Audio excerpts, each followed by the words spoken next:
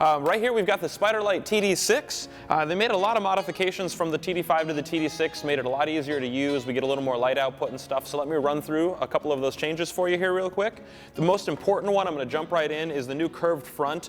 The way they set this up is that it made room for another socket, so you get one more 50-watt light bulb in there, so it totals an equivalent of 1,200 watts of light. This is finally at a level of light where I can find it applicable to use for portraits indoors, outdoors, fill light, key lights, and that kind of stuff. Another great thing that they did on the back here is a lot of ergonomic changes. If you noticed right here, I'm spinning the head around. They extended the bolt here, so it actually is able to spin around 360 degrees. You might think that's a small change, but by extending the bolt here with a little more height, we can now put a softbox on this and not have to move our light stands and everything around so much. We can just, unlock, spin it around, and lock it back into place wherever we need it. So that is actually a really big deal.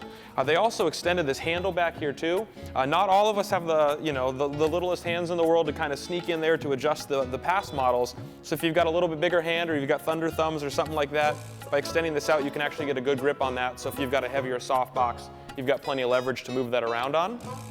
Another neat thing is they flush mounted these on and off switches over here. There's 3 of them, by the way.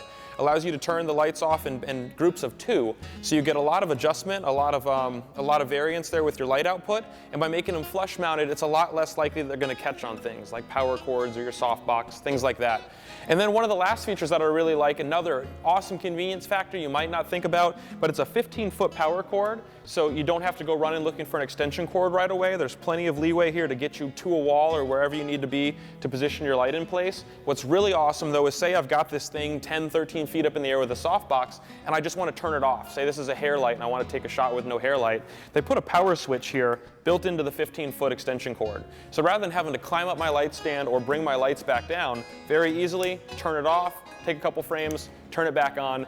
It saves a lot of time on set and saves you or your assistant from having to climb up there or move your lights around needlessly.